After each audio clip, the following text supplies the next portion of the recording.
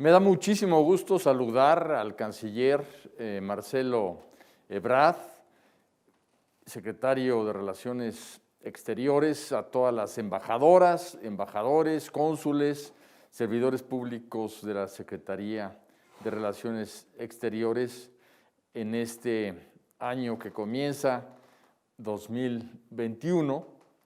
Y pues me dirijo a ustedes en mi calidad de secretario de Educación Pública, aunque después de que pase el beneplácito y la ratificación, si es que así ocurre, pues estaré en el cuerpo que tanto me honra de integrar para trabajar por el desarrollo de México hombro con todos ustedes.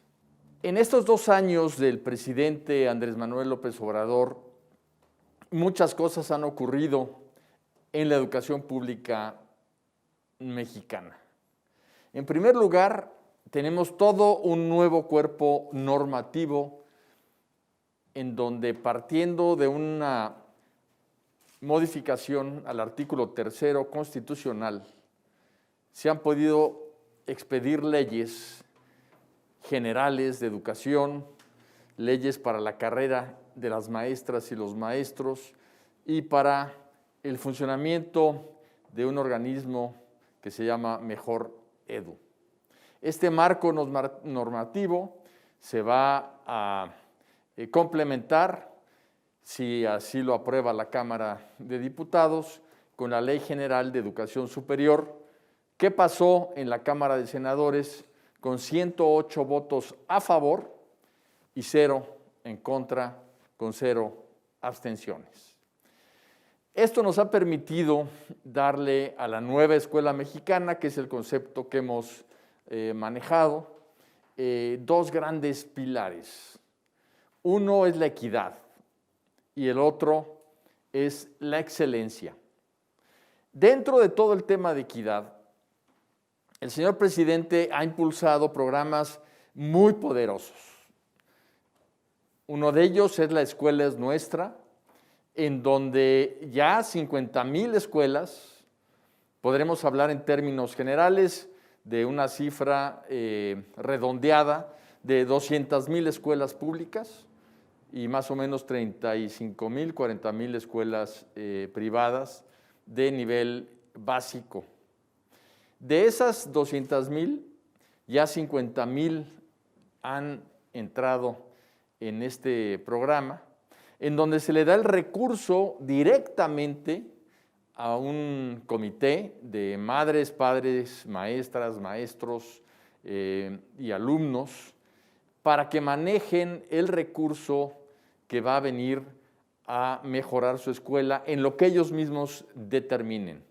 La mayoría de ellos opta por cuestiones de infraestructura, de mantenimiento, de equipamiento, y una cosa importante es que casi la mitad de ellas han invertido en baños y agua potable, que es una carencia que, aunque no lo creamos, pues tenían alrededor de 51,000 escuelas en nuestro país. Otro programa muy importante ha sido el de las becas. Casi 11 millones de estudiantes reciben una beca para fortalecer su capacidad de estar en la escuela, de transportarse, de alimentarse, de comprar algún libro, y esto es algo también muy importante para el concepto de equidad. Dentro de este concepto de equidad, sin duda, está la inclusión en la Constitución de ese término. La educación es inclusiva, y esto sin duda pues va reflejándose en los programas de educación indígena. Hoy 22 diferentes lenguas indígenas son utilizadas para transmitir por radio muchísimos programas de Aprende en Casa. También tenemos un esfuerzo importante en educación especial. No hay programa de la Secretaría de Educación Pública que no vaya acompañado con un recuadro de la lengua de señas mexicanas. Tenemos ese concepto muy arraigado ya en el magisterio, que es la equidad. Otro tema importante que hemos impulsado es la revaloración del magisterio.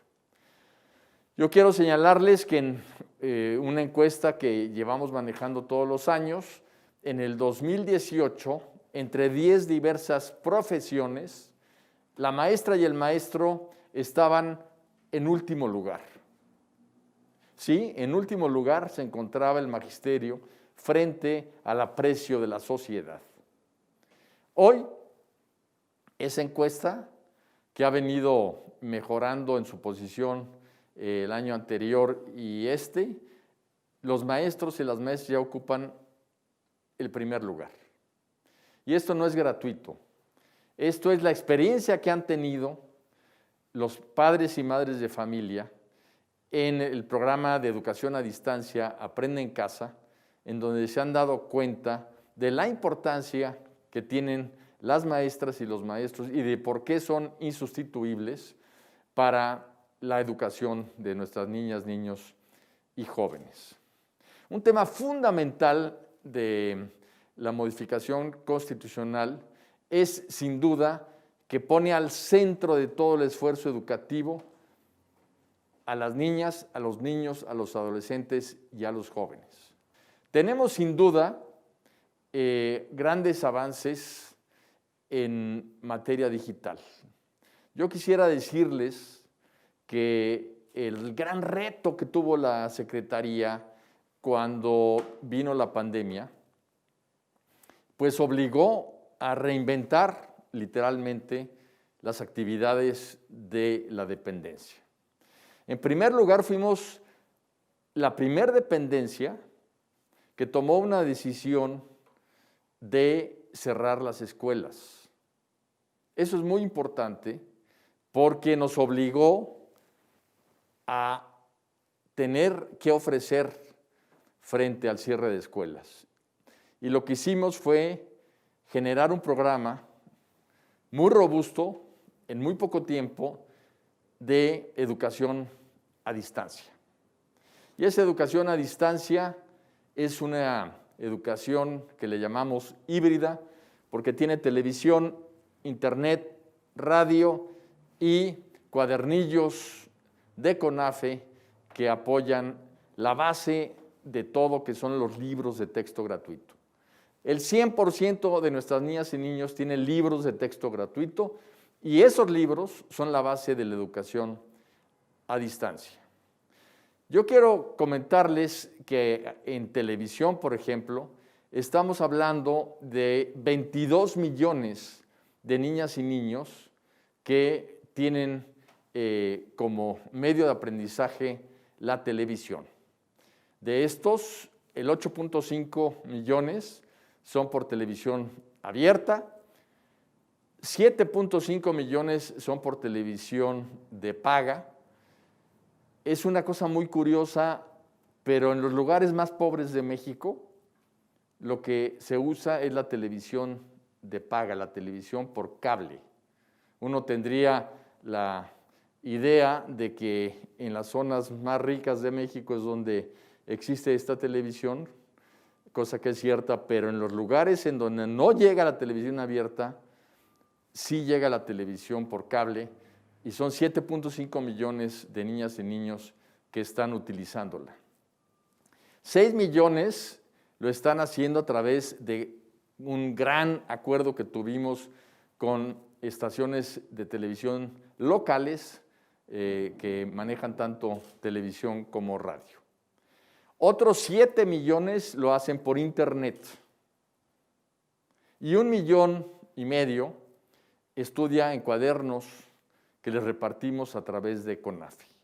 Todo este esfuerzo llega a 30 millones de alumnas y de alumnos, pero lo más sobresaliente es que la mayoría de las maestras y de los maestros, estamos hablando del 95% de las maestras y los maestros, tienen contacto con sus alumnos y alumnas, cuando menos 2 veces por semana. Aprende en Casa ha sido una propuesta que no solo ha sido muy importante para México, sino que también nos han pedido apoyos otros países como Guatemala, El Salvador, Uruguay, incluso nos han pedido información y están estudiándolo precisamente algunas televisoras japonesas. Han hecho mención de este programa como algo muy innovador y una reacción muy, llamémosle, inmediata a la pandemia. Organizaciones como la UNESCO, la propia OCDE y el Banco Mundial, de manera que también pues, la propuesta del presidente a nivel internacional ha tenido una gran aceptación. México en educación entró de lleno a la educación digital y esto llegó para quedarse. Otro tema fundamental es que se ha hecho un esfuerzo muy grande por la radio y a través de estos cuadernillos para llegar a lugares muy remotos, de alta marginación, sobre todo de comunidades indígenas, y se les ha dado una atención muy especial. Y todo esto, Aprende en Casa, que es el programa que el presidente instituyó para la educación pública, también ha animado a los adultos, a las abuelas, a los abuelos, a los padres y madres de familia, a terminar su primaria, a terminar su secundaria, a formalizar sus estudios. Y esto se ha hecho a través del INEA, que está trabajando muy fuerte para robustecer precisamente la enorme demanda que tenemos ahora de educación para adultos y con esto ir dejando atrás el rezago educativo.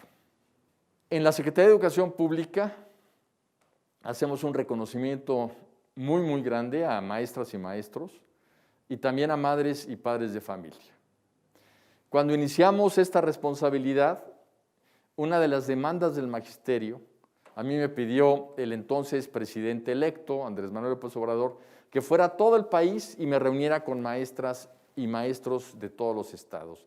Y una demanda muy grande era que las madres y padres de familia estaban desatendiendo la educación de sus hijas e hijos, que les decían a los maestros, tú fórmalo, tú infórmalo, pero yo tengo mucho que hacer y no me puedo ocupar de ello. Y hoy esa corresponsabilidad se ha vuelto a dar. Ya la habíamos incorporado en la Constitución, está en el artículo 3º en su parte que fue modificada. La corresponsabilidad que hay en la educación por parte del hogar y de la escuela. Pero se dio como un hecho en Aprende en Casa, en la educación a distancia. Y cuando regresemos vamos a regresar a un modelo mixto, a un modelo en donde va a haber tanto el trabajo escolar frente a grupo como la educación vía electrónica, ya sea televisión o internet. El presidente de la República ha ofrecido, y en eso está trabajando muy fuerte el área respectiva, que en 2 años tendremos internet en todas las escuelas públicas. Así vamos a lograr que se empareje el piso y que la educación pública por fin en materia de equidad dé ese gran avance que requiere.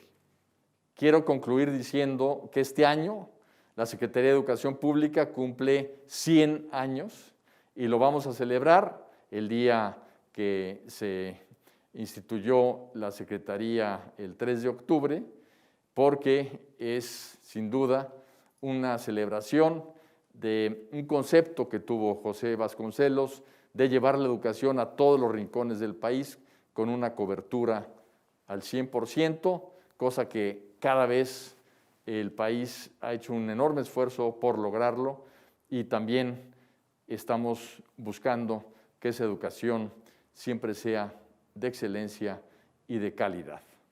Muchísimas gracias, los saludo a todas y todos de corazón y les deseo lo mejor para este 2021.